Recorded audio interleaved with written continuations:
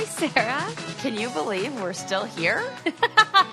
That's the new theme of our show. Right. Can you believe this? You know, that's really funny because, like, I'm going out on, these dates and everything, and they'll, like, ask me, like, oh, so what do you do? And then, like, I don't know which is worse.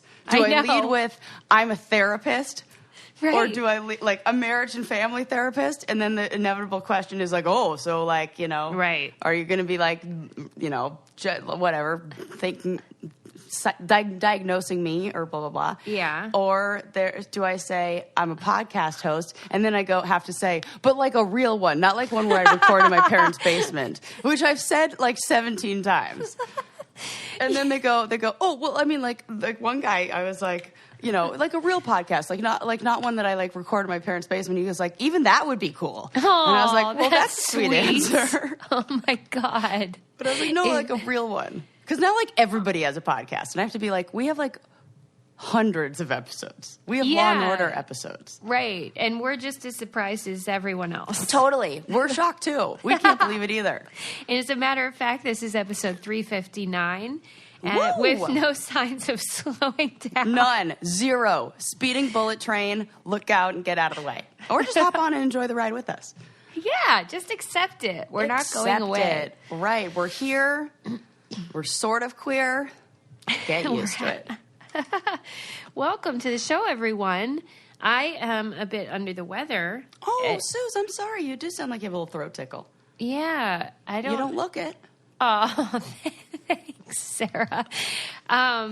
It's like my annual thing where I get gross and cough up a lung and. Yeah, and it's then the move changing on. Seasons. Yeah, I guess seasonal Maybe. Changes. They do you in every time. So that's like the time of year you get sick is right around now. I think my theory is that it's because Lincoln goes back to school. That was going to be my theory too. I think you're right. He gets by all those little 7-year-old germs. Yeah, and then you get them. Yeah, then there's an infestation. My friend Dave was like dating this girl, or still is, I think, and she worked at a preschool or worked as a nanny or something like that, and she got an ear infection from the kids that they misdiagnosed as bacterial when it was really fungal, and when you like treat something that's a bacterial disease, but it makes it grow even more. Oh no! So like she got tinnitus of the ear. Oh, she's Lord. like having dizzy had to be hospitalized. Come on. From a freaking kid's dirty finger going in her ear. Dirty finger. Is that really how it happened? Yeah, well, I don't know. I mean, something like that. That's what Dave said. He's like, she's around all the kids all the time. Probably some kid licking their finger and sticking it in her ear.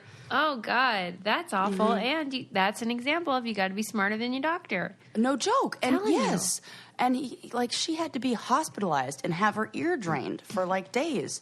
And they were saying, like, terrible. What if she loses her hearing in that ear? That's, like, the worst. So, of course, the next 48 hours after that, I was convinced I had an ear infection. I'm like, oh, what's this? What's this pain in my ear? Turns out it was just a zit. That was bad timing. Real bad timing. I go Gosh. real catastrophic with my thoughts. But I digress. I'm glad you're okay. Yep. Glad she's okay, too. Right. Could that have been fatal? Yes, I think so. Oh, right. At least, like, really damaging to her, like, do some permanent damage there. Yeah, I read a story this morning about one of the little girl in Texas who got one of those brain-eating amoebas in her. Oh, yeah. And, I mean, it's just... people get it when they swim in freshwater lakes in the U.S., and it's just like, why? Why does this happen? Why are they there? And why are we going in those fucking lakes? My Linda? mom's friend, right? Freaking A, Linda. My mom's friend's daughter got the flesh-eating bacteria on her leg. And had to have what a significant happened? chunk taken out. Like, it's like a whole part of it that had to be, like, carved away. Okay. That is... Maybe that's I came back from that trip with infection on my leg that I had to call my friend Heather and be like, this is flesh-eating bacteria. And then she got my friend Heather as a doctor. Shout out to Heather. And she got all excited, I can tell, when I said that. And then she was, like, disappointed that I didn't have it. It was just a rash. She was like, "Ugh, it's just infected. Put some cream on it and you'll be fine." And she was like, don't get me excited about flesh-eating bacterias if it's just going to be regular. And I was like, God. Sorry. These people are sick. She didn't have that attitude. I feel like they need funny. to work on a cure for that shit. No joke. Come on. Are people, like, just not caring or what? Is this like one of those? It's like there's only like 34 deaths a year, right. so I'm sure they can't. But come on, like it's isn't an amoeba one cell or something? Yeah, single-celled organism. That's like the definition of it. We can't beat that. We can't beat one cell. That For seems goodness sakes. like we're just not trying hard enough. Right. If that ain't the David and Goliath story I've ever heard. If you do die, though, of whatever, I've just read a story about how human corpses keep moving for 1 year after death. This is crazy because I have a corpse story, too. What? Susie, that is disgusting. What is it? 1 year? 1 year. Okay. Let's go through this. Yeah. So, are we talking this is like electrical activity in the body afterwards? Or is this all those weird things that live on us that we always talk about that are like still going to town? I don't know. And maybe they don't know. There's this place in Australia where they analyze dead bodies. Oh, the body farm. Yeah. Yeah. And that's where they observed for 1 year that especially the arms.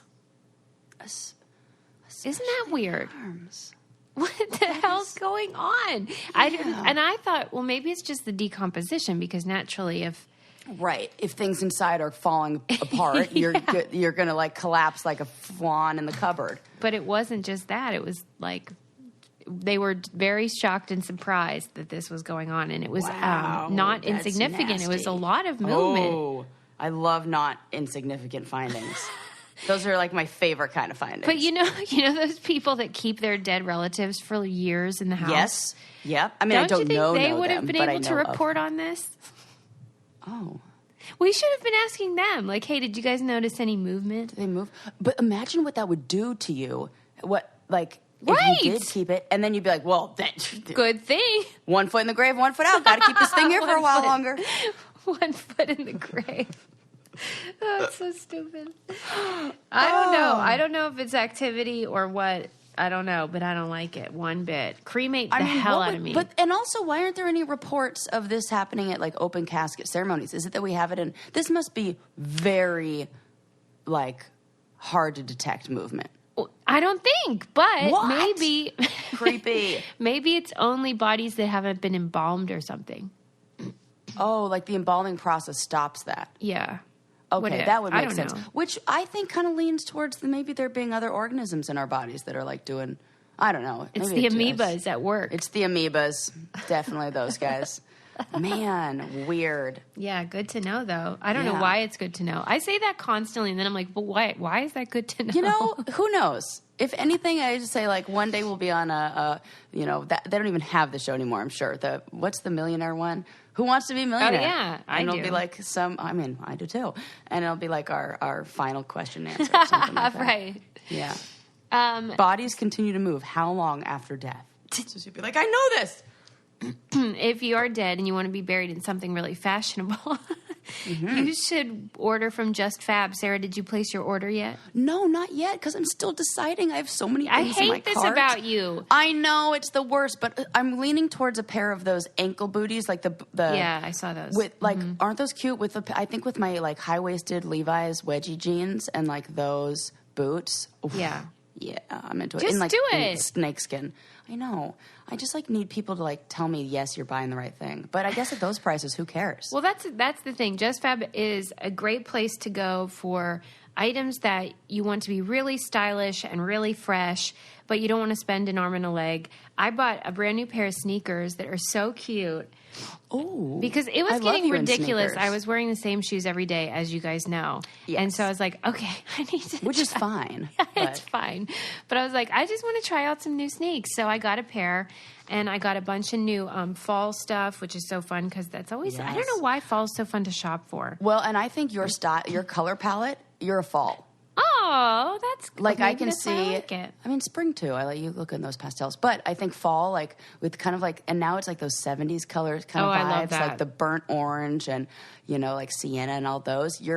Forest. Oh, come on, that totally looks great on you. You guys can see what looks great on you too, because there's a 60-second style quiz that you can take, and then they give you 1 million personalized outfit recommendations. Oh, I love and you get a little personalized boutique. And they have over 1,000 different styles.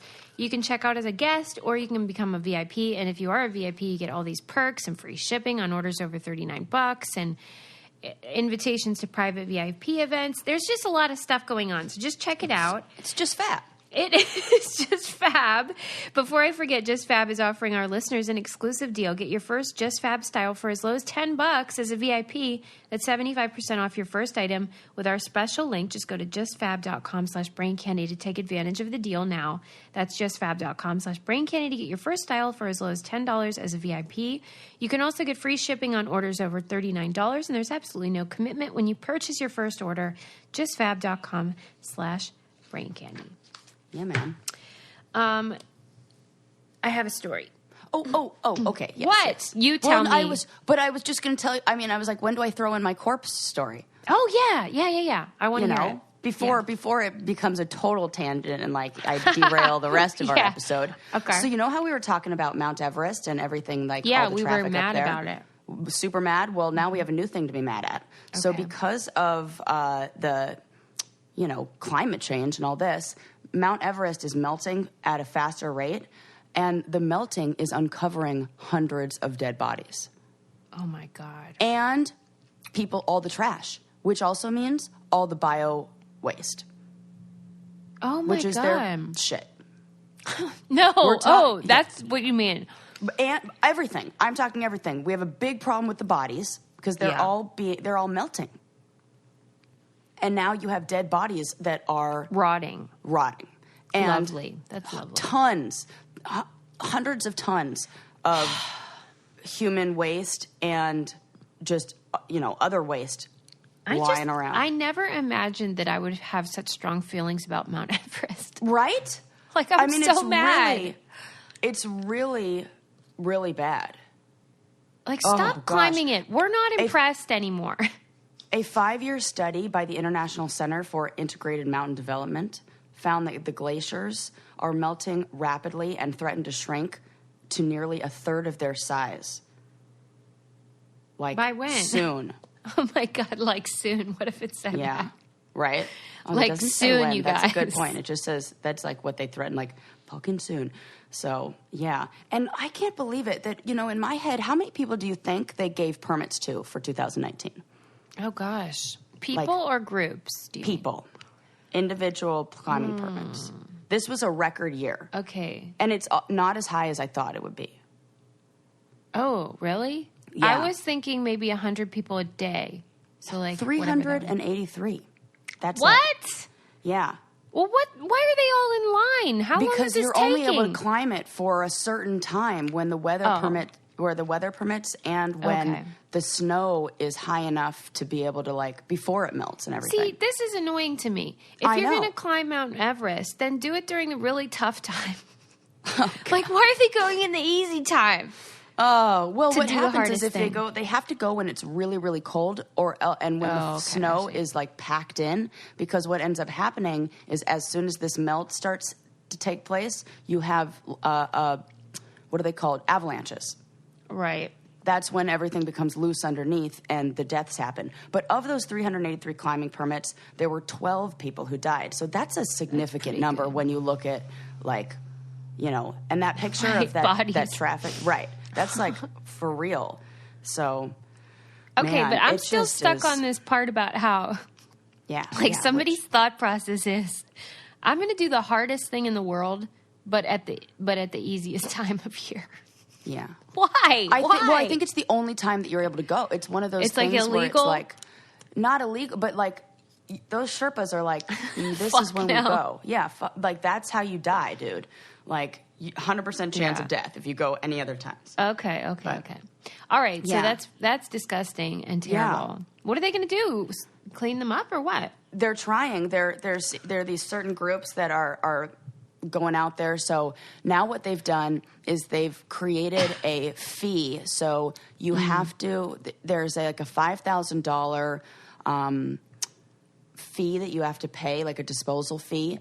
And it's reimbursed only if you come back with I think it's 17 pounds of trash, basically what you would expect to bring. And they need everybody to whatever you take including your own shit, you need to bring back. Shut up. I'm not kidding. That's what they say. And they said it is helping a little bit. It's proven to be somewhat of an effective measure. Well, I'm sorry, but what's the big deal about the shit part? Because I thought that was natural. Oh, my God. No, I'm telling you, this was the biggest problem when I was on hiking Machu Picchu. Because, what happened? You had to shit in a bag? Well, no. I mean, we had... Sort of, yeah. They had like proper disposal of it. But what happens when you have like one trail, one like area where you're able to hike, you just get that many people. I mean, there were I think it was like 100, 200 a day allowed on that trail. And you have all those people with no facilities and go into the bathroom. And then people tend to go to the bathroom, near paths that also happen to be near bodies of water that tend to flow downstream, and then you contaminate all of the water, and like that was a big thing. And oh God, I didn't see a ton of little pieces of trash here and there, but people see trash and they pick it up. But I had a big issue with the human feces that I saw. Really? I would yep. There was like one time where, we were on the trail, and it was not a time where we were, the camp was set up. So we had like they set up this, bucket with a hole in the top, and you just like crap on that. Yeah. And let me tell you, I was on a trip with 5 dudes and like 7, Sherpa guys who were maybe like 5 of those, all dudes, and me. No, I should have had my own tent. It was not fair. And I tried to wake up why? I don't even mean to say this. The butt crack of dawn to go and like be the first one in there. Because you know what it's like after being with like 7 dudes who have been hiking and like oh my God, it was nasty. So I had to like get up first thing in the morning to be the first one in that bathroom. And still every time I used it, I would like leave and really be gagging. I'd be like, because it was so nasty. Because it's hot. I mean, they put up this collapsible tent, and inside it's like a collapsible porta potty, and they just put a little bucket in there, and you just go, and there's you just squat, and that's it. And these 6'2" dudes are not as good at squatting as it's really. You mean awful. It was everywhere? I mean, well, not. It wasn't tidy, or it wasn't tidy. Oh God. It was awful. Oh my God! I do not understand you adventurer types, because there is a reason we all live in houses with running water and stuff. Totally, it's better. Yes, you are correct. And in that situation, it's like that's not ideal for. No. Like I don't feel like that's really being like that as like somebody who is kind of like a naturalist in that way, who wants to, like, when I do any of those trips, or if I were to go on a big backpacking expedition, I know the rules. Yeah, I know you walk 20 feet away from the path. I know you bury it 6 inches deep. All that stuff, or however deep it is. Yeah, and but you have most to, people don't care about that. Most people don't care. Yeah, and I bring the right kind of toilet paper, if any, all that stuff, all that. But that's not what they were doing on this trip. Right. That's totally not drift. it. And I do not like that. So, if you do it the right way, then it's like no problem, and nobody. But people don't know. So people, when they go on Mount Everest, are also expected now to bring back their feces. Yep. Well, and if you're somebody who's at the level where you're climbing, that's not a bizarre thing to do. Right. If you're somebody who's like, that's like what you do. Yeah. It's leave no trace, and that's it. Yeah. Yeah, okay. It seemed, but bleh. If there's that many people and nobody's doing, oh my God, they said base camp was, they had like thousands of, it was disgusting. That's ridiculous. Like what the base camp was. I think we have to leave it to the Nepalese people to freaking sort it all out and make rules. Then I should say the government, not the people. Yeah, no, that's the problem, is that the government is kind of like dragging their feet on this. Over 5,000 kilograms of human waste at the base camp this year. That is so gross. Dude, that's freaking nasty. And they do not have plumbing systems set up for that. This is why I stay home. Yeah, it's probably best. And when I am at home, I am often now taking classes on Skillshare. I'm so excited. I wanted to tell you. Okay, so first of all, when we had our Q&A the other day, Christy made that joke because YouTube changed their streaming service, and so we had all that trouble. And watched her type, they should take a class on Skillshare about technology. And I was like, listen, Christy, whatever. But what I am taking classes on is I love her. Knife skills in the kitchen. Oh my God, Suze, that is so smart. It's so fascinating. Oh, that is a really good one. Those are like those simple things that will make a big difference in your life, and also you look cool. Yeah, and it was like, I'm cooking every day, so I might as well just learn how to do things properly. And they're just like quick 5-minute videos. Like, here's how to cut garlic. Here's how to cut an onion. I'm so into this. I really, I don't know why. Like, when I learned how to cut an onion the right way, it really did change. I was like, that's how you do it? Yeah. So that's the only vegetable I know. I need to learn all the others. Good call, Suze. Yeah, and so I'm really excited about it, and I want you guys to try it too, because they have classes on everything from photography, creative writing, design, business, all kinds of stuff. And it was actually hard for me to choose, like, what do I want to learn today? Now I'm like, what do I want to know? Yeah, just look it up and you'll find what you need, I'm telling you. Woodworking. I want to build some furniture. Hey, maybe they have that taxidermy. We've been talking about that. Oh my God, what if? Cool? It's like, go outside, find a dead animal. All right, check. Check. If lifelong learning is important to you, like it is for us, then join the millions of students already learning on Skillshare today with a special offer just for our listeners.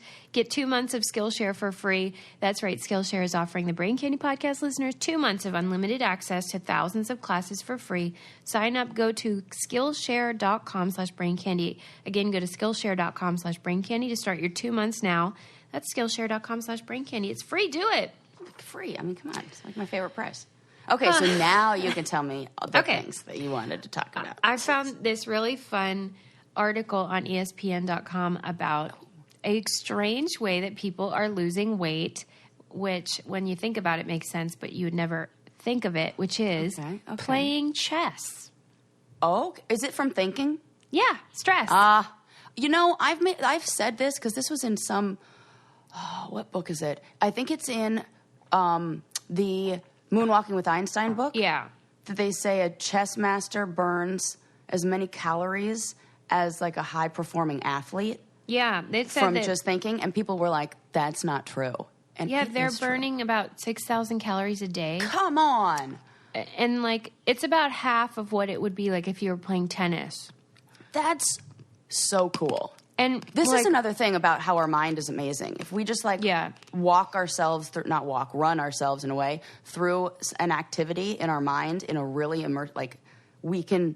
It's like our body thinks we're doing it. What? Yeah, because it's like you're activating the same chemicals, and it's stress chemicals, really. Yeah. And I remember when I was in grad school, I would be so hungry all day because you're just thinking so damn much. And your brain is just always trying to operate at peak level. Dude. And I would notice, like, damn, I'm so hungry. I wonder if that's how I lost a bunch of weight in my last semester at school. I'm sure. I mean, I was on overdrive of thinking those last 6 months. And it was like, I was always hungry too. Dude, Suze, this is cool. Yeah. Yeah, and the players in the tournament, this one guy was like the best in the world, and he noticed he was still winning all of his matches, but he noticed they were taking longer and that he was winning by a smaller margin. And he went to a consultant and was like, what am I doing wrong? And they're like, well, you're drinking too much orange juice, so you're having like sugar crashes in the afternoon. Isn't that cool. crazy? Yeah, that's really cool. So now they're doing they're getting private chefs and training like athletes, like working out in the week. It's really cool. Yeah. It's really cool. I think that's great. I mean, when we were growing up, my mom, God bless her, really understood the connection between the brain and the nutrients we give our brain and performance, like before this was a popular, trendy thing. And we would go, when we had a test that day, she would always say, okay, we're going to have brain food in the morning. And she would make us like eggs with salmon, something that was high in omega-3s. She would make sure, and then it would high in iron, but also with orange juice because you need the vitamin C in order for the iron to all this good stuff that she was doing. And I just and I adapted those same kind of, I would do the same thing before I have a test. I'd be like, oh, got to have like, yeah, you're still a breakfast person, I noticed. Oh my gosh. And it like gets me, I feel like if I don't do that, then I won't have the energy to perform. And like, I notice a difference when I don't. And I feel like we can definitely give our brain like what it needs. It's like that. I go back to the plant thing. It's like, we got to like check in and be like, what does this plant need right now? What do I need? Yeah. What's my body need? Right. We do that with plants. Why aren't we doing that with ourselves? And it's so cool that, just somebody thinking can increase their performance. I feel the same about staying focused on one task. And, the stuff we've learned about task switching and that burning up glucose in the brain. And I wonder if, like, these people who are playing 6 hours of one thing are able to, like, I don't know, use more of that brain power to solve the problems or whatever because they're focused on just one task and not switching back and forth. And you get, like, better results. It's cool. We got to, like, just use all of this as, like, pieces of the puzzle to then, like those tools in our toolbox we were talking about. You're reminding me that yesterday I read a tweet by Jane McGonigal, who's the author of Super Better, and she had read a study about how people that, are on their phones or watching television for more than 3 hours a day or have greater rates of depression. And she was noting how that's what the studies had said about 10 years ago about video game use. It was that 3-hour window. It was the tipping point. And she thought that's good to know that seems to be the tipping point at which people transition into, like, it becoming not helpful. Okay. So is this 3 hours total or 3 hours in one sitting? I believe it's per day. Okay, per day. Yeah, that would make sense. Although, I wonder if there's I bet anything a lot about of people... the maximum time that, like, kind of like when you take a nap. If you take a nap for a certain amount of time, the results are, like, the best. Exactly. But if you go too long, you get too tired afterwards. Right, they say 20 minutes. Yeah. Yeah, so you're I right. wonder if if it's the same for this, where it's like 20 minutes is great, but if you do it for an hour, then it's worse. Yeah. Negative effects. Yeah, I think that's so interesting. And, like, leave it to the scientists to sort it all out and then just tell us what to do. Oh, I love it, man. Science. Pardon my cough drop sucking, by the way. It's okay. You got to do what you got to do. I was LOLing about our episode where you were talking about your toaster oven. Oh, my God. You're so funny. I was LOLing about everything else in that episode. How is your toaster oven working out? Great. It's really good. But here's the funny thing. So I bought this great toaster oven because I was looking for a teeny tiny one, which are hard to find. And I found one at Williams-Sonoma, super nice. And it's a new fancy digital. Well, and surprisingly, it was only $60. So you say, well, because I was thinking, right? It was a great deal. So shout out to Williams-Sonoma for having, not an ad, but just like glad you guys have affordable prices on some stuff. Because that's like about the cost of a pair of like, kitchen shears there. I'm like, are you crazy? $80 for scissors? But anyways, so it's this new fancy one that's digital. And you know how in like a toaster oven, well, maybe you don't know because you don't have one of these, but you turn the dial and you like set it for like toast. And then it has like a picture of the toast and it'll be like full dark or medium dark or like lightly toasted. And it's like, okay, I know which one I want. I want it to look like this. Well, this one doesn't have that. It's just digital. You set the temperature, like you decide whether you want it like bake, broil, toast or whatever. So and it's then like a surprise party. Totally. And then you pick the time. You have to digitally set like the time that you want it. So now I'm like playing this guessing game. I'm sure in the instructions it says like a cook toast at this. But, me being how I am, I tossed that and I was like, I'll just figure it out. This looks easy enough. I'm definitely like a dude in that way. Yes, for sure. Oh, for sure. I mean, I gotta, it was news to me when I found out like the knob on toasters where it's like 1, 2, 3, 4, 5 is that allegedly the number of minutes. Okay. Well, this is helpful information. Because I know that I'm usually at about 3.5, 4. Okay, maybe that's but I've been minutes. setting my toast for like 2 minutes because I've been like, has it been underdone? Yes, it has. Okay. And then when you go back to retoast it, not the same. You got to do it all in one shot. Really? I feel, it dries it like yes. They should do a British Bake Up episode of just toast. Just me toasting stuff. It's very It'll be complicated. like, can she, and then like give me multiple kinds of bread. Like, here's a baguette. Here's sourdough. Can she handle Pumpernickel. rye? Right. Yes. Right. What will she do with a pretzel loaf? Let's see how it goes. Oh, God. I love that show so much. Oh, my gosh. You know what? I haven't even really gotten into it. I've only watched the what's the one with the decorating and the fails and the like, nailed it. Nailed it. Yeah. This one's, God, I love that. Very soothing and very British. sweet. Like, they're all rooting for each other. Oh, I love that. I have heard about this. Yeah, it's quite nice because, American reality shows, as we know, focus more on the drama. And this is a British show, and it is just kind and lovely and funny and cute, but sweet. It is fun when you see, like, the same genre of shows, but from another country. Yeah. I like I was telling you about the, what's it called? The Case That Haunts Me. Yes. That's a Canadian, like, true crime one. Mm-hmm. And all of them are, like, nice guys. Like, it's like they're talking about these dark stories, but they do it politely and nicely. I feel like it's like a Canadian That's how it thing. is on the Canadian Intervention. Okay, there you go. They There's a just thing. say, we really think you should go to rehab. And then the person's like, okay. They just go. It's hilarious. So great. Yeah, that's like, I love that. It's real cute.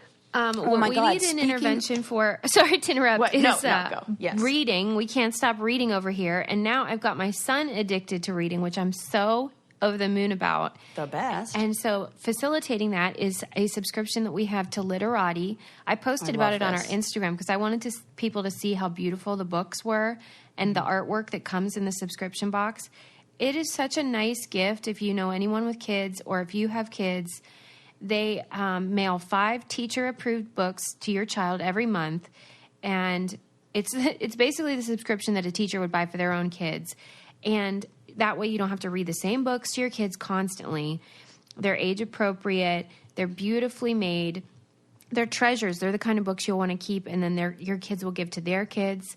And then each month you can buy the books you want, and you can return the rest for free, and it's super easy. Oh, I didn't know that part. Yeah, so if you're like, oh, we already have this kind, or we don't need this many, just send the rest back. And for a limited time, go to literatibooks.com and use promo code BRAINCANDY. You get $20 off your first box, plus kids 3 and up get a special blacklight pen, which Lincoln's obsessed with. This is your best offer available anywhere. To get it, you have to go to literatibooks.com, promo code BRAINCANDY for $20 off your first box, plus a free blacklight pen for kids 3 and up. Literatibooks.com, promo code BRAINCANDY. What a great gift. Just like Dolly Parton, you know how she has all the books for kids. I love that. it. Mm-hmm. Oh, it's so cool. Okay, you had a story. Let's hear it. Now I don't remember what Oh, I was gonna say. oh, But my God. We were talking about toast. I don't even remember. Damn Gosh, it, what's I'm wrong with sorry, me? Sarah. But I do, you don't have to be sorry, but I do have some updates on stuff that we talked about in the last episode that I thought were interesting. Okay, good. I love So updates. some people wrote me about the work wife thing. Yeah, people were mad. Okay, yeah. Like, I got real mixed reviews. In fact, I did, like, a poll of, like, is this... Yeah. And it was about 50-50. Okay. But a lot of men voting for the one that it's okay. I looked at that. Okay, let's work through this. Yes. So I thought this one was interesting. One of our brainiacs, and I'll just keep people anonymous because I don't know if they want to be, like, Sure. their names out here. One person said, I 100% agree with you. I already love her. And she said, I've heard it in my office setting, and I've always cringed. And I thought this was such a good point. She said, to me, that's saying she's more than a friend, which is horrifying coming from a married woman. Which, here's the thing. I get it. People, Yeah. That's going to have, we can't. Humans are humans. You're going to have feelings for people who are not your significant other. That's it's fine. all right. It just feels almost like disrespectful if those boundaries aren't clearly set, and then you keep kind of like playing into that because, it just, there's a book out there that's, I can't remember who it's by. Where is it? Do I have it somewhere near? No. And it's called Not Just Friends, and it's kind of talking about that like slippery slope. This is like a therapy book that is, you know, designed for couples who have dealt with kind of infidelity or those sort of issues. And there is this like a real gray area sometimes, and that can be, you know, somewhat dangerous if you maybe don't have as secure of a relationship. Yeah. So I thought that was an interesting comment. More like it's saying she's more than a friend. Well, and it's this idea of not walking too close to the cliff. Correct. Yeah. That's it. Yes, Yeah. exactly. And then another person said, then I thought this was interesting. She said, I've only ever used the term work wife to describe her relationship with another woman at work. Like they use it, and females use it. Oh, she's my work wife. Yeah, I like that. And That's I wonder, cute. is that just us taking it back though? Like saying, like, oh, she's a bad bitch, or oh, what do they call that? You know, when you like you take it back, is that Yeah, reclaiming. Reclaiming, yes. Is it just reclaiming that as a way to kind of counter what we already kind of sense as being gendered and... Or is it as simple as denoting a feeling of intimacy and closeness beyond colleagues and like almost like a loyalty to that person? I don't know. Okay, that's a good argument for it. Because when I think it was that Joanna that said she and her friend at work call each other work wives, and I thought that's really cute and it's nice. I love women like who me too champion other women and whatever, support each other. And that's what that's saying is like she's my friend who like supports me. I don't know. Yeah. It's weird. Maybe we just need to become more okay with male and female relationships that are friendships. Yeah, maybe. Because I have a lot of those. Yeah. That are totally platonic, and I love them dearly. But you and wouldn't they're call them amazing your, men. like, you wouldn't use that No, I phrase, wouldn't. though, because No. there isn't anything sexual. Yeah, you know what? Good point. Yeah. It's very clearly established boundaries, and, you know, whether they're spoken or unspoken. And I think there's implicit sexuality. You're so right. I stand by what I said. Nobody's changed my mind. But In if fact, I'm somebody doubling wants down. to do it and it's Right. just harmless, then great. Yeah. But it's like, just let's not, just I'm with not anything into it. understand why. Yes.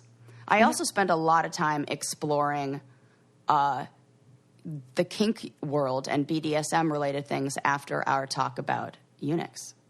You did? Oh, yes. I went down a rabbit hole. Why? Which I You was were not just even interested? mad that, I'm interested. And I think exploring power dynamics in sexual relationships is really fun. And I think, like consensual, like changing of those or like, I'm into it. I'm really into those kind of like power dynamics in the bedroom. Yeah. Yeah. And so like, I wanted to just know more and like, because I thought to myself, I'm like, we're talking even just in like the write up we did of like advertising that episode. It was like, we're going to talk about fetishes.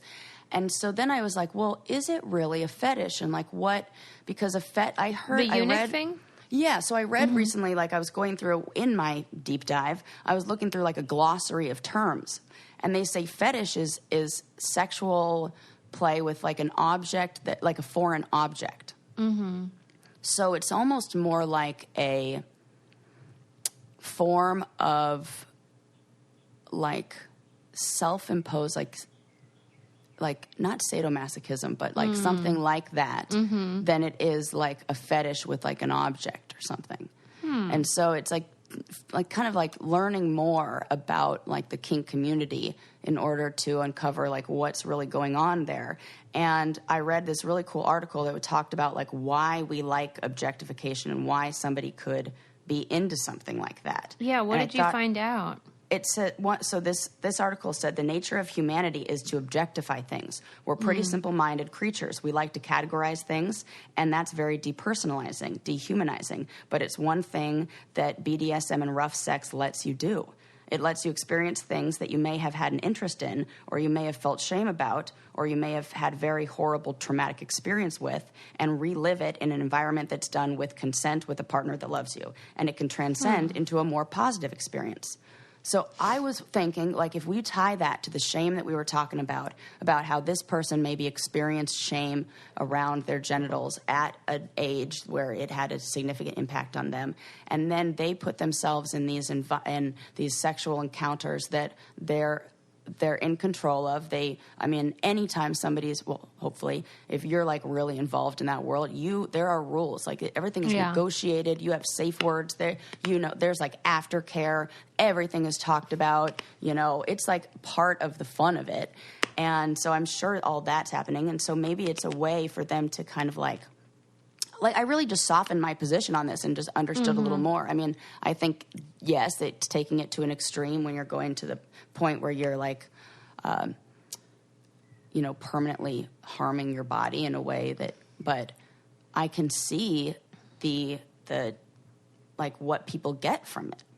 Yeah. I thought that you made a good point last time, though, when you said, in all likelihood, this is about something more than just sexual gratification, and that the act of removing your balls is not going to solve that or satiate you, and then you're in a real pickle. Right. Maybe looking into why you're into it would be helpful before you go chopping off parts of your body. That's good. I think it's important to look at why you're into it, because I think about, like my preferences. Like despite what I speak on, like I talk about sexual abuse, I talk about consent, I talk about all of this, but there's a big part of me that likes to be not the one in control when, and switch that role. And I think it is because I like to do that in a safe environment that makes me, and it, like when I read that part about like, it helps you, if you've had a traumatic experience, it helps you relive it in an environment that's done with consent. I think about a friend of mine who had PTSD from being in the military, who really loves martial arts and feels like he does those like sparring where somebody's attacking him, and he feels like when somebody's attacking him in an environment where he can control the outcome, or he has a little way more control and can say stop, and can say like whatever it is, that it rebalances that system that can tend to like overreact or underreact because of past traumas. It helps us learn how to better control that, what they call the HPA axis. So I think that's, so maybe we're totally seeing things in a new way. Yeah, I am softening to the hard stuff, I guess you could say. Well, if you like to drink the hard stuff, you will love Brewmate, because Brewmate is a company that created stuff to hold your alcohol that will keep it the perfect temperature for freaking 24 hours. So if you go out for a picnic, or you go out for a tailgating, or wherever you are, and you want to keep your drink the right temperature, you should try Brewmate. We have the wine salators and the uncorked wine glasses. They're so handy. We took them out to a concert the other night. Oh, cool. And that way we didn't have to pay all that money when you go inside. You could just do a little tailgate situation. Yes.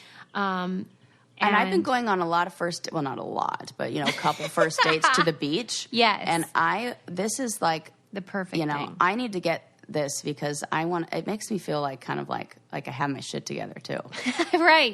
I do love that. I was just thinking about how I love having just the right thing for every occasion. It's the best. And then when you pull it out in moments like that, people are like, damn, you got your shit together. Yeah, you came prepared. I'm like, yes, I did. Thank you.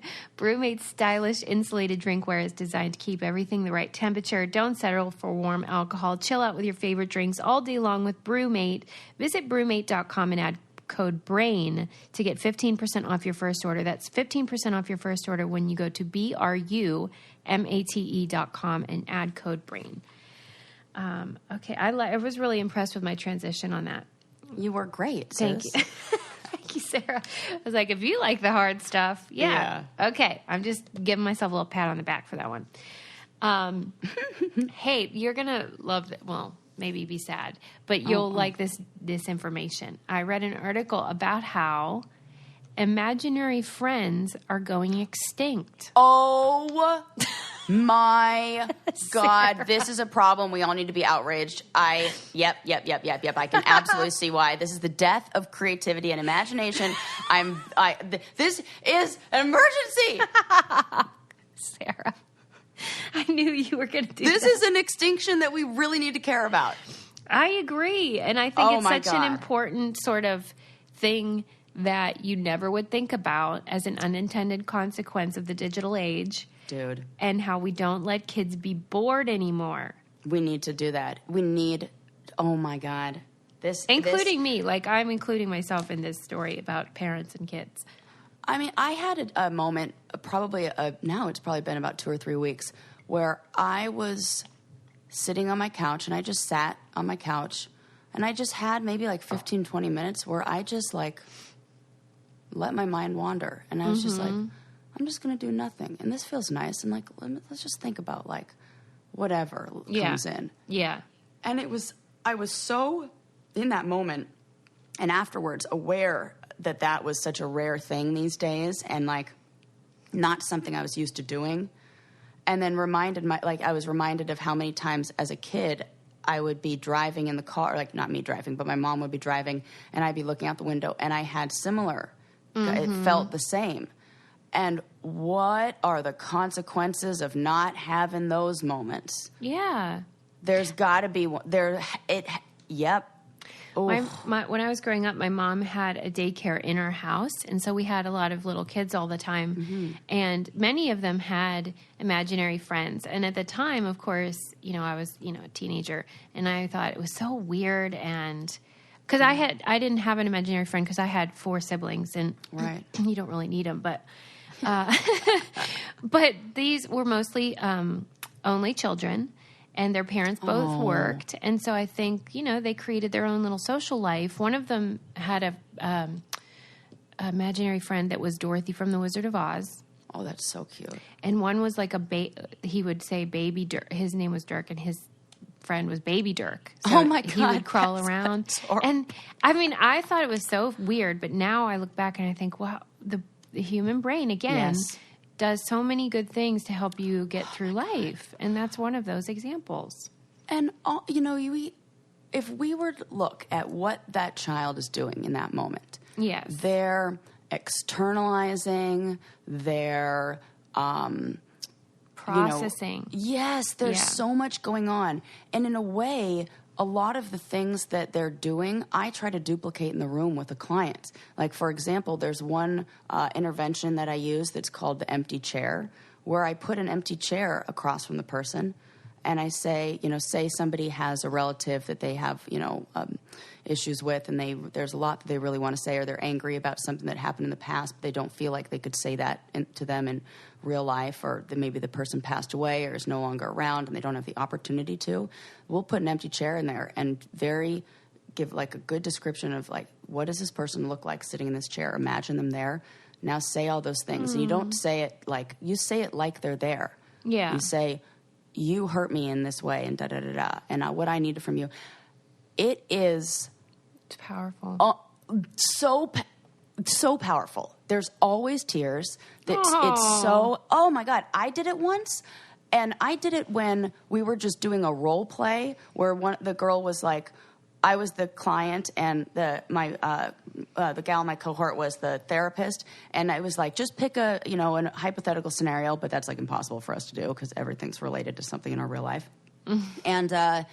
And I just burst. I couldn't even do it. It was so hard to be confrontational with that person in that empty chair, even in just my imagination. And I saw how powerful that is. So like the kids are giving themselves that opportunity to externalize in that way, process stuff, work stuff out. Maybe and we don't know. There's this great meme floating around or like thing online that says, when a child asks you to play with them, what they're really saying is like, I had a rough day. Oh. And it's so true. In little kid world, in that they don't say, oh, I had a stressful day at school. Like, they say, can you come play with me? And that means I would like to process the things that have happened to me today in a play environment where I can make sense of it. And that's what we do in child therapy. A lot of it is non-directional, which is where you do not give a single directive to the child. In fact, if they ask you, you don't even ask any questions. You just reflect. If you see them playing, you go, I see that you're playing with the red crayon, or I see you're playing with a fire truck. And they can say, oh, do you want me to play with this? You go, I see that you want me to give you input. You never even tell them like any direction. And this and it's so powerful. Oh God, I'm getting real into this story. Well, and just I notice as a parent, the moments that aren't filled with noise, when the TV is not on and you're just, getting ready for bed, or those quieter moments, that's when the good stuff happens. Yes. And so if you fill everything with noise and screens all the time, then they don't have the opportunity to sort of sort through everything either. Yeah. And so turn off your TV, people. Yeah, I'm not a TV person, Me believe either. it or not. I realize now that I'm not one. My TV has, no joke, been on 4 times since I've lived at my house. You were really insistent about getting it up. Like, you wanted that sorted, but then you never turned it on. Right. Yeah, I really wanted it for, like, aesthetic reasons. Well, not and it's just nice to have, TV. right? Right. But, yeah, I know what you mean. It's just, I don't like the, my dad was one of those people that as soon as he was in a room, he had to have noise. And I believed at the time that it was to drown out those thoughts that you maybe don't want to hear. And so I've reacted against that, and I try not, unless it's music. I do love that. Right. But the TV noise, to me, it makes my brain hurt. Me too. Big well, problem there. When you were married, you guys had sports on all the time, and that is my least favorite. Not you guys had sports on. Let's be really clear. There's one person in the relationship who had that on. Well, you know what I mean. There was a TV on with sports in your house. Correct. And I hate that noise the most. That or the History Channel, where all I have to hear is shooting. Right. I do not want a World War II documentary on in the background when I'm trying to have my mindfulness moment of gardening upstairs. Forget it. Honestly, I do think you are meant to be with a woman. Oh God, you're like the 5th person to say that. Oh, really? Month. Yeah. In fact, I got a message from a friend that I went to elementary school with, who's wonderful. I love her. And she was like, I've always thought that you shouldn't be with a guy. I mean, I know. But whatever, whatever, right. One thing that I am really, really, really into is Everlane clothing. Obsessed. Oh my God, don't get me started. Sarah. Dude. Who's going to go first? Well, what do you love most? Well, did you get the blazer? Yes. How awesome is that thing? I mean, and I feel like it's this is the ultimate packable item. It's not going to wrinkle. I'm trying to. It's gorgeous. They make premium essentials using the finest materials, but without the traditional markups. They want you to know what you're paying for and why. They tell you their real costs, so they're super transparent. And the materials they use are ethical factories is where they're created. Mm-hmm. I mean, it's simple, stylish pieces. Timeless classic pieces that you will have in your collection that it doesn't matter what the trends are. You will always need a gray cashmere V-neck sweater. I'm sorry. Yes. That's just it. You will always have a use for that timeless camel-colored, wool, amazing cocoon jacket. Mm-hmm. Fabulous, beautiful pieces that will never go out of style, and what we should be investing in our clothes, because this is the ultimate adulting move, I think. And I love my stuff. I'm I saw got your my bag sweaters, on your Insta story. Oh my God. Or a wallet? I just love a nicely designed wallet. Yeah. That fits the stuff. That one is, I've been searching for, I'm going to talk a lot about this. I've been searching for the ultimate wallet that fits the phone, that will fit my passport, that can be everything for when I travel in one. It's and a I big have girl not been able to purse. find it, found it. With amazing quality. they have beautiful Italian-made leather goods, just really nice stuff. It's super high quality. And right now you can check out our personalized collection at everlane.com/braincandy, and you'll get free shipping on your first order. That's everlane.com/braincandy, everlane.com/braincandy. Get that deal. I have a really fun guest on the show today, and I want to tell you this book he wrote is called Normal Sucks. How to live, learn, and thrive outside the lines. And if you are a person who perhaps you are dyslexic or ADD, or you just don't think like the quote-unquote normal person, or you have a child who's different or neuroatypical, this is the book for you. I felt so comforted reading it because my son was diagnosed with ADHD last year, and we chose not to medicate him. And I'm just dying for techniques to bring out the best in him, work with his strengths, and I feel like I'm making so much progress. You really are, Susie. It's amazing. Thank you. It's really wonderful to see, and I could see him, changing and learning how to, control those kind of things. And, he doesn't think like I do, just, the way my brain works. And so I always thought he's lazy or, he's just apathetic. And it made me sort of resentful towards him. Yeah. And then his nanny taught him to speak Spanish. And I saw him in a totally new way because this is a kid who is now fluent in Spanish. Fluent. Not great with English, but I realized if you can tap into the way his brain works, yes, he will thrive. And so now it's like a whole new world, and I feel like everybody deserves that opportunity, whether you're quote-unquote typical or atypical or whatever.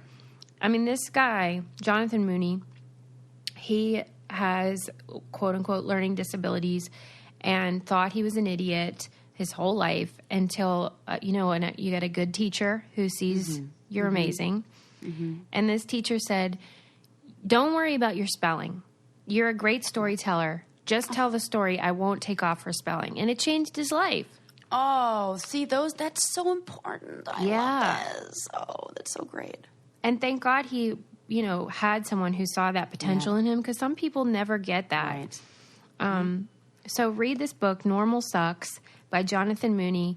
His interview is so insightful, and you'll learn so much about how to think about the human brain and our behavior and the way we learn. And I think everyone would benefit from it. So welcome to the show, Jonathan Mooney. Yay. Jonathan Mooney, thank you so much for coming on the Brain Candy podcast. And congratulations on your book. You're super fancy. Is this like old hat now that you're Mr. Writer guy, or is this still exciting? It is book 3, but every time it's a gift, and I embrace every moment of it. Good, because it's a phenomenal book. I'm so happy that I read it, and I'm so excited that I get to talk to you and harass you because I have many questions. Okay, so first of all, when you're writing a book and then it comes out, do you feel super vulnerable and weird when you have to talk about it? I feel super vulnerable and weird. Not so much because of the talking about it, but more because writing was always a real challenge for me, and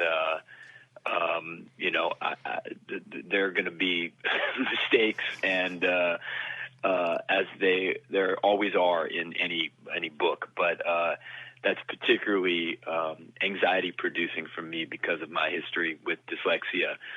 So the talking's all good. It's more the writing the writing is the challenge. Yeah, maybe this could be the fun part then. That makes sense. Because in Normal Sucks, you look at how we treat differently abled people through the lens of your own personal experience. So maybe we could start at the beginning of your story and how what your education experience was like, given that you had this quote unquote disability that was applied to you and labeled.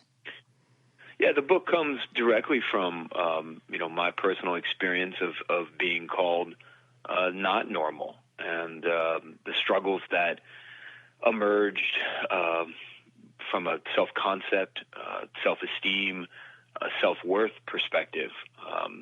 Me and school never got along. I was the round peg that didn't fit the square hole, and I was quickly diagnosed with a continuum of things that were called at the time, as they still are often, language-based learning disabilities, attention executive functioning disorders, and the list just kept going on and on and on. And that experience of being first marginalized from an educational setting that was built for the mythical normal student, and then second, being pathologized as not different but deficient, overcoming those two things, not overcoming my learning differences, and that's an important distinction, but overcoming the way that those differences were treated, has been kind of my life's work for myself, obviously, but ultimately over the last 20 years for others. Have you heard of people who, once they get the label or the diagnosis, that in some ways it can be a relief because there's a name for what they never knew there was a name for? But in your case, it seems like the label was not helpful to you. Is that accurate? Well, it's absolutely a relief. It's better to be dyslexic than stupid. It's better to be seen and see yourself as somebody with an attentional difference than as crazy or lazy. Yeah. So there definitely is a moment of healing in that. The problem is we don't tell the whole story. The whole story is that these things are differences. And what goes hand in hand with the challenges of them, I don't spell well. I don't pay attention well. Even to this day, those are real challenges that shouldn't be dismissed. But what goes hand in hand with those challenges are a whole bunch of good things and good things that aren't talked enough about. So I know more than ever there's really innovative, forward-thinking mental health professionals, psychologists, people doing right by young folks.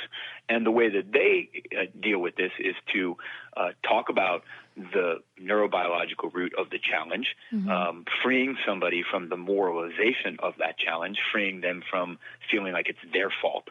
And then they quickly also talk about the value of neurodiversity and the importance of neurodiversity to the human species, to the world.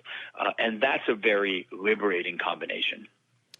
Well, I was really happy to have read your book. My son was recently diagnosed with ADHD, and my husband has dyslexia. And I think that I've been, not intentionally, but internally unkind to them in the way that I see them, and I get frustrated. And so reading your book was so helpful to me because you described what it's like to be that person, which is hard to understand if you don't live that way.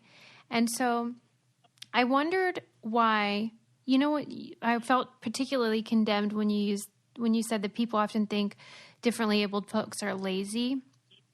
And I accuse my son of that. And I'm wondering, though, because you seem so hardworking and so you have so much perseverance, did that kick in later? Like, am I still waiting for my kid to sort of develop that? Or am I just reading it wrong? You're my therapist now, just so you know. FYI. And all the best conversations are always deeply personal conversations. So you're right first to name that often folks with atypical attention with a continuum of neurodiversities are wrongly accused of laziness. Yeah. And that's something that I experience as something that I've encountered all around the country. People thought you were lazy too, though? Yeah, as a kid, yeah, absolutely. And the reason being is that we have a very narrow definition of motivation that primarily focuses on extrinsic motivation. The idea that motivated people are people who are motivated to do things outside of themselves when they're told to do it. Yeah. We know more than ever that a lot of the neurodiverse are not extrinsically motivated, but intrinsically motivated. Let me just give you a really good example of that. You know, I spend a lot of time talking all around the country, world, around these issues, and some time ago, I was talking about motivation and the myth of laziness, for lack of a better word. And a father came up to me and said, "Hey, you know what? My kid is lazy. I heard everything you just said, but my kid is super lazy." Yeah. And I said, "Well, how do you know that?" And he went on to list all the school things that his son wasn't motivated around. You know, the turning in the homework, doing the homework after school, blah blah blah blah blah. And then I asked him about his son's weekend, and he went on to describe how his son spent a lot of the day in his room on the computer designing video games. Yeah. And I was like, well, not playing video games, but designing them. Wow. And I was like, hey, what do you think about that? And what's your son doing with those video games? And he went on to say that his son is selling those video games. Come on. That's so cool. So that's a perfect example of you know, in an extrinsically motivated environment of school where it's, you know, gold stars, it's you know, the Hall of Great Spellers, all those things. A kid is unmotivated, but in an intrinsically environment, somebody is an entrepreneurial in waiting. So right. I think it's important for us to understand the nuances of motivation, to understand there's a difference between extrinsic and intrinsic motivation, and to celebrate that intrinsic motivation, because more than ever, to navigate a very rapidly changing economic reality, folks have to be able to follow their interests, their passions, and be intrinsically motivated, opposed to motivated by things outside of themselves. Yeah, so our definitions are too narrow in these cases, it seems. What drives me bonkers is how it feels to me like we have more evidence than ever about the ways that the education system isn't working for a lot of students and the ways that we could improve it. But it feels like those changes don't get made. What is the reason for that? You're right that we are in a very hopeful and optimistic time. I mean, we know more than ever about the nuances of the human brain, that there really is no normal brain. There's a great quote by head of the NIH that set out to sort of map the normal brain around issues of behavioral and mental health challenges, and he came back and said, you know what, there is no normal brain. There are different brains differing in capacities and abilities. So we know more than ever about that reality. We know more than ever about the ways that folks learn, and translating that knowledge into practice is where we're dropping the ball. Mm-hmm. And the reasons for that are, I think, multifaceted, but one of the primary reasons of that is we are still trying to evolve a deeply entrenched system around education that was designed and scaled in the sort of apex of normalcy. I mean, the word normal did not enter the English language until the 1860s. It emerged within the social context of standardization, industrialization, creating mass consumers and mass workers. And guess what emerged at the same time? Our approach to education. So these two things sort of go hand in hand. Wow, that's and bonkers. we're trying to evolve that system, and there are a lot of folks on the ground evolving that system every day. And I am very optimistic about our potential in the next 5, 10, maybe next year to evolve that system to be better aligned with what we know about the reality of human learning and human embodiment. Given the fact that so many kids are intrinsically motivated, for example, but the system perhaps isn't designed to accommodate that, what are ways that we can cultivate that in our kids, given that the system is designed kind of so they fail? I had a very great teacher who was in this system, and he fundamentally changed my life, and he fundamentally changed my life and put me on a different path because he had a ferocious commitment to finding out what was right with every single student, myself included. And he relentlessly asked kids every day, what are you good at? What are you good at? What are you good at? And for me, that was a hard question to ask because all that was reflected back to me was what I wasn't good at, And so one day he came to me and he said, hey, I think you're really good at storytelling. I've been watching you and you're a really good storyteller. And he said, I think you're so good at storytelling, you could be a writer. I was 9 years old, and I looked at him and I said, are you out of your goddamn mind? You fool. I can't spell, man. And he looked at me and said, Jonathan, in my class, screw spelling. And it was a revelation. He said, focus on what you can do, not what you can't do. And I think that's our path forward.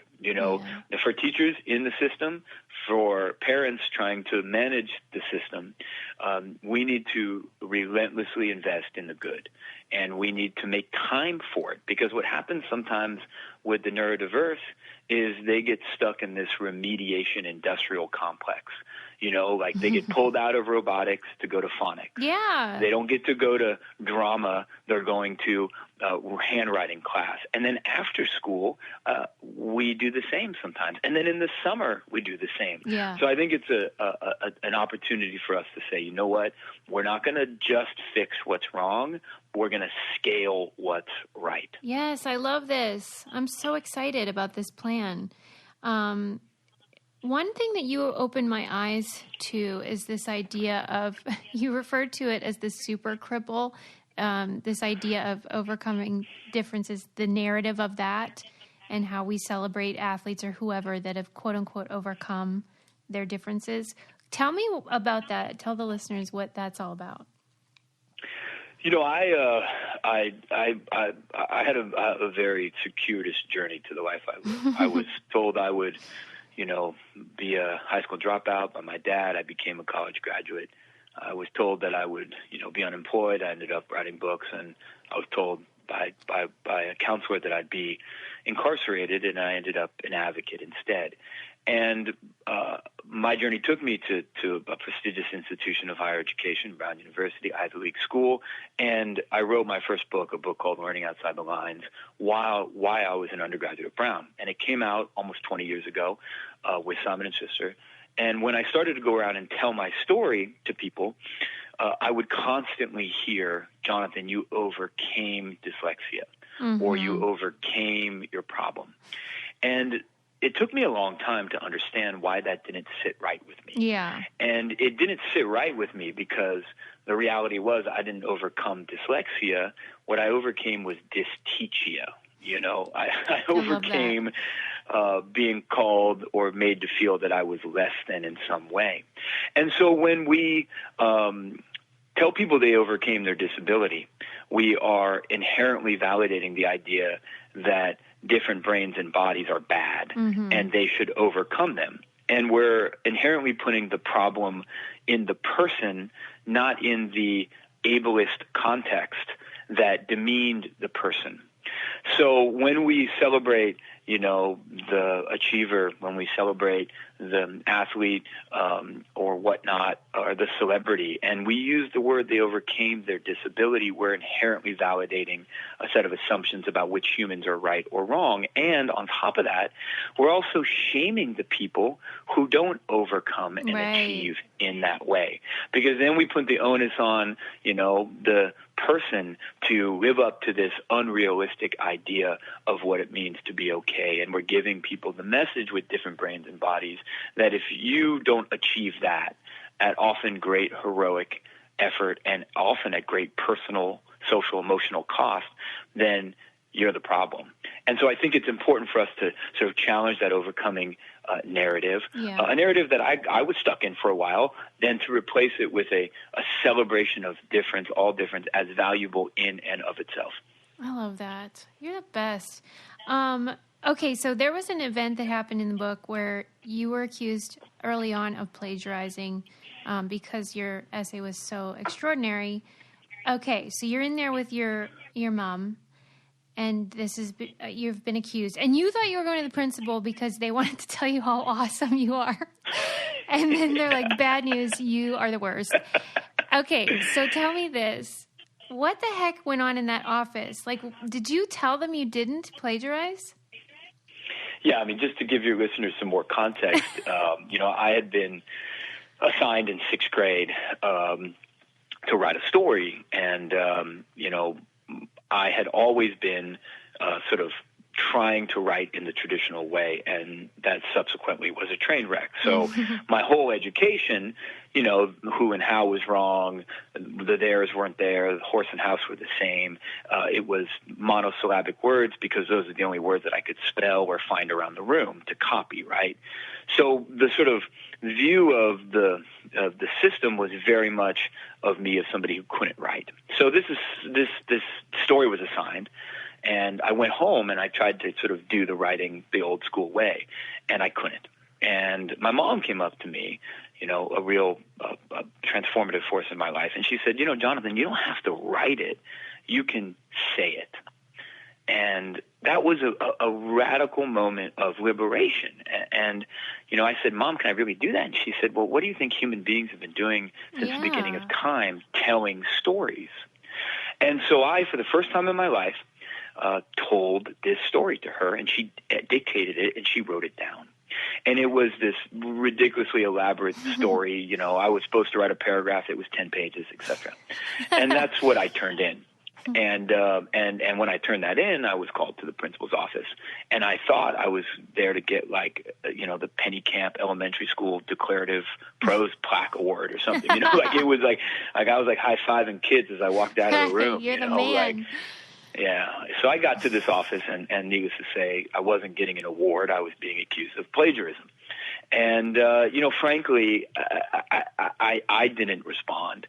My mom... my mom, who is, a character, she's a spitfire. 5 foot tall. Yeah, 5 foot tall, high pitched voice like Minnie Mouse, and she curses like a truck driver. She dropped some F-bombs, and we left. And not only did we leave that office, I ended up leaving school that day. I can't. It's terrible. Why didn't you scream, I didn't do that? Tell me. I was so demoralized, I think, and had so internalized, the message of, I cheated. That's what I thought. Well, they were right. I didn't write this. I dictated it, and we are so habituated in that. But I do want to fast forward because, unfortunately, I was accused of that again in a very different context when I was in college at Brown University. A very similar situation where there was in-class writing, and mine was terrible. There was take-home writing. Mine was good. And I was called into the office of a professor, a very famous poet, and accused of plagiarizing again. That time, I channeled my cursing Mickey Mouse mom, and I advocated for myself. And that was a seminal moment of change for me when I could be that self-advocate. I had unlearned all that messages I had gotten around myself, and I could stand up for myself.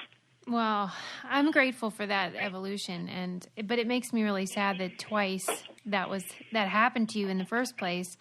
But I'm just grateful that people like you can help ignorant people like me better understand the neurodiverse world that I prefer to not, acquaint myself with because it's inconvenient. And now you've taught me so much, so I'm so grateful. I have a question that I ask everyone at the end, which is, if you have a car, what do you keep in the trunk of your car, Jonathan Mooney? The trunk of my car is filled with things to be active with. I don't sit still. I never have. I never will. And my day is all about moving and doing, and that's how I live my life with my 3 kids, and that's how I'll live my life for as long as I can. Oh my gosh! So you stock up, you fill your trunk with all kinds of fun toys? That's exactly right. Oh my God, you're like the perfect dad. I ought to do that. My son would be so happy if I did that. I get a sitter's high though, Jonathan. Like, I'm not into all that movement. Yeah. Well, you know, we're different for a reason, and we balance ourselves out. But let's prioritize both ends of the continuum and celebrate wherever the human beings in our life fall on that continuum. That's beautiful. Okay, so what's the deal? Are you just going to bask in the glory of this book, or are you going to keep writing, or what's your plan here? You know, it's been 20 years of advocacy, you know, wow. And it'll be 20 years more. Oh, that's wonderful. You have inspired me, and I really do thank you. So the book is wonderful. I cannot wait till our listeners read Normal Sucks by Jonathan Mooney. And do you want them to follow you anywhere? Are you a social media guy? Yeah, so people can come find me on, you know, all the social accounts. It's the same. It's the Jonathan Mooney, because it turns out there were a lot of Jonathan Mooneys out there. It's not an ego. It's not an ego thing. Right. Yeah, and people can find me on my website. It's just myname.com. And then I have an ask for everyone out there. You know, normal has power because we give it power. And when we can stop faking normal and we can share our differences as far as wide as we are comfortable, we deconstruct the idea that there's a way to live. So I'm asking folks to sort of join me on that movement, share their different, celebrate their different at #NormalSucks. And when we all do that, we can create a more inclusive world for the differences that we know constitute the human experience. Yay. Thank you so much for coming on the show, and please keep up the good work.